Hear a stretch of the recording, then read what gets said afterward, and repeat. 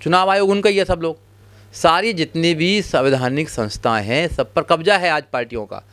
जो मौजूदा पार्टी है सेंटर में उसका कब्जा है, सीबीआई पे, ईडी पे, सुप्रीम कोर्ट पे, आपका इलेक्शन कमीशन पे, पुलिस पे, सब पे तो कब्जा है। अब पुलिस गुंडागर्दी करती है, पुलिस देखा नहीं आपने, वो जाति देखकर तो कार्रवाई करने का काम करती है। जजों में क्या हो रहा है, कोर्ट कचहरी में क्या हो रहा है, सब आपने देखा होगा। न्याय कहाँ है इस पर? न्याय लेना बड़ा मुश्किल है इस देश के अंदर। तो आप जो सरकारें डेमोक्रेसी के चारों स्तंभों को कब्जे में कर ले, कमज़ोर कर दे डेमोक्रेसी को, वो कहाँ संविधान को चलाने का काम करेंगी? उनसे उम्मीद कर रहे हो कि हाँ ये इलेक्शन कमीशन आपकी बात सुनेगा। इलेक्शन कमीशन खुद मिला हुआ है, उनसे मिला हुआ है। अगर इलेक्शन कमीशन को ज़्यादा लोगों की बात सुननी चाहिए, पार्टियों की बात सुननी चाहिए। जब ज़्यादा पार्टियां ये कह रही हैं इलेक्शन कमीशन से कि हमें इस पर ईवीएम पर हमें भरोसा नहीं है, अभी जो चुनाव होना चाहिए वो पेपर बैलेट से होना चाहिए, तो आप क्यों नहीं कराना चाहते? प्रॉब्लम क्या है बताइए? बस देश के ज़्यादातर लोग, ज़्यादातर पार्टियां तो यही कह रही हैं, तो आपको ज़्यादातर पार्टियों की बात माननी चाहिए या केवल एक पार्टी की बात माननी चाहिए?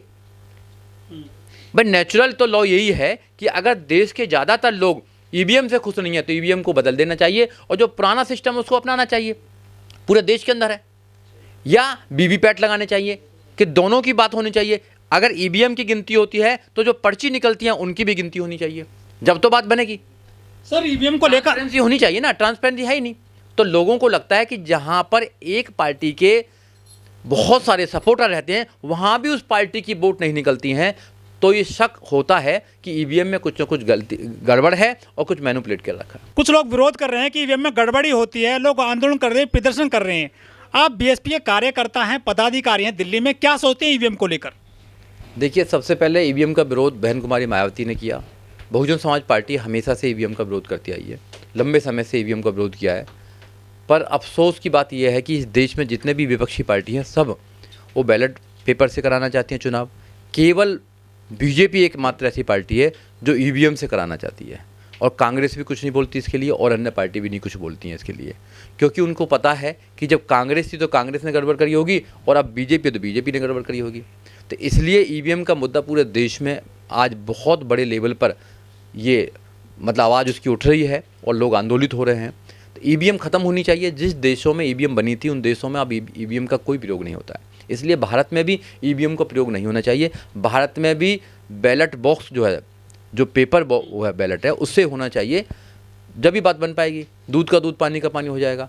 अगर लोग ये कह रहे हैं कि ईवीएम में सेटिंग की जा सकती है तो बिल्कुल हो सकती है, क्योंकि मशीन है, मशीन में सेटिंग हो सकती है। मशीन को कैसे मैनिपुलेट किया जा सकता है, ये तो स्वाभाविक बात है। लेकिन चुनाव आयोग नहीं मानता कि ईवीएम में कोई फ्रॉड होता है, कोई गड़बड़ी होती है। वो कहता है कि आप जो सबूत लाइए, करके दिखाइए कि ईवीएम में जो फ्रॉड होता है।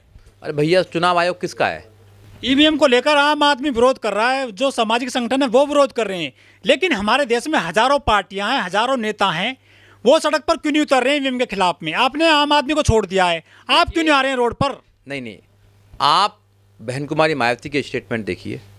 सबसे पहले इस देश में अगर ईवीएम का किसी नेशनल पार्टी ने विरोध किया है तो बहुजन समाज पार्टी, और बहुजन समाज पार्टी के नेता बहन कुमारी मायावती जी हैं। आप बहन जी को इग्नोर करने का काम करते हैं। बहन जी के जो स्टेटमेंट आते हैं, बहन जी के जो ट्वीट्स आते हैं, उनको आप देखते नहीं है, चेक नहीं करते हैं, इसलिए आप गलत इन्फॉर्मेशन देश को देने का काम करते हैं। सबसे पहले ईवीएम पर आवाज उठाने वाली एकमात्र क्यों नहीं आते हैं सर सड़क पर? एकमात्र नेता बहन कुमारी मायावती, और बहन कुमारी मायावती ने सड़क से लेकर संसद तक उसका विरोध करने का काम किया है। देश में हम हर बुराई के खिलाफ एक बुलंद आवाज उठाने का काम करते हैं। केवल एकमात्र पार्टी बहुजन समाज पार्टी है, मगर लोग उसका नाम लेना पसंद नहीं करते हैं, क्योंकि जातिवाद है, माइंडों में जाति घुसी हुई है।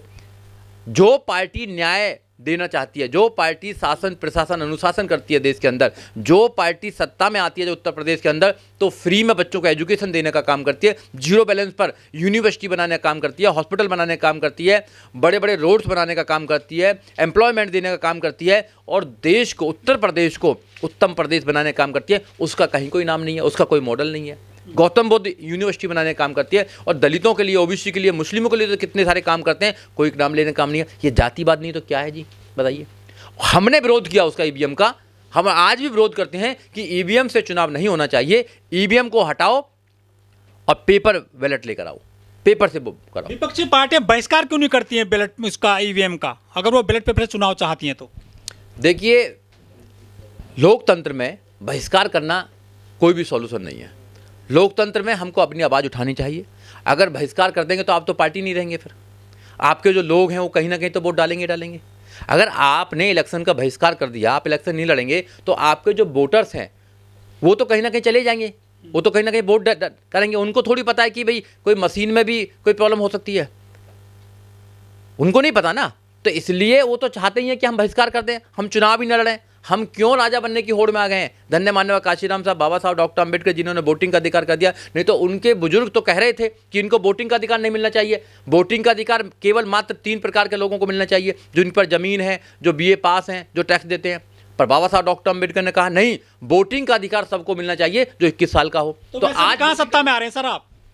देखिए, सत्ता में आना ना आना वो दूसरी बात है, मगर बहुजन समाज पार्टी हमेशा से देश में जितने भी मुद्दे हैं लोगों के, उनको उठाने का काम करती है। और देश में, जब देश का सबसे बड़े सूबे उत्तर प्रदेश में बहन कुमारी मायावती 4 बार मुख्यमंत्री रहीं, और जब 2007 से लेकर 2012 तक बहन कुमारी मायावती का शासन रहा, तो आप देख लीजिए पूरे देश में वो मॉडल बनना चाहिए था।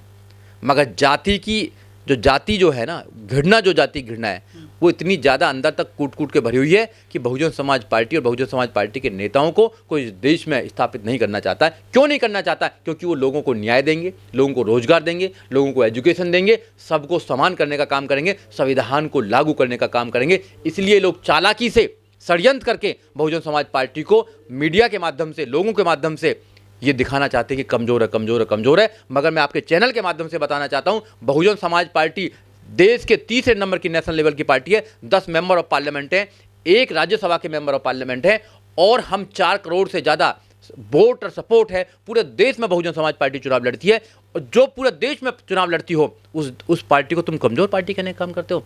तो ये मानसिकता तुम्हारी करप्ट मानसिकता है कि नहीं है?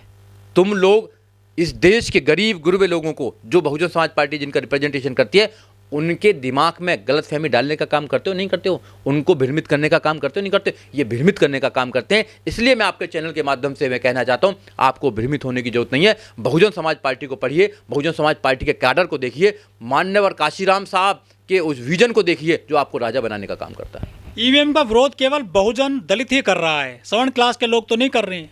उनको तो फायदा हो रहा है ना जी। जो सेटिंग कर लेगा, जिसको फायदा हो रहा है, वो क्यों विरोध करेगा? जातिवाद का फायदा जिसको होगा वो जातिवाद का विरोध क्यों करेगा? क्यों करेगा बताइए आप? प्राइवेट का जिसको फायदा हो रहा है, प्राइवेटवाद का क्यों करेगा? जो प्राइवेटाइजेशन हो रहा है, जिनको प्राइवेट से फायदा हो रहा है, सरकार उनको हजारों करोड़ रुपया देती है और उनकी बड़ी बड़ी फैक्ट्री, बड़ी बड़ी चीज लगा रही है, तो उनको प्राइवेट का क्यों करेंगे? प्राइवेट का नुकसान तो उसको होगा जो सरकारी में रिजर्वेशन लेता है। अगर प्राइवेट हो जाएगा तो रिजर्वेशन नहीं मिलेगा, तो जिनको जो रिजर्वेशन है, जो रिप्रेजेंटेशन की बात है, वो विरोध करेगा। तो इसलिए जिनको फायदा हो रहा है ईवीएम से, वो ईवीएम का विरोध क्यों करेंगे? हमको नुकसान हो रहा है, हम विरोध करेंगे। जातिवाद का नुकसान हमको है, हम विरोध करेंगे। इस देश में जातिवाद का नुकसान किसको है? जातिवाद का नुकसान उनको थोड़ी है जो ऊपर बैठे हुए हैं, जो अपने आप को भगवान का भैया मानते हैं, जो जातिवाद के नाम से ही खा रहे हैं, जो जातिवाद के नाम से ही बिजनेस कर रहे हैं। जिनको जातिवाद ने हमेशा से डसने का काम किया है, जातिवाद ने उनको इंसान भी नहीं समझने का काम किया, वो जातिवाद का विरोध करेंगे।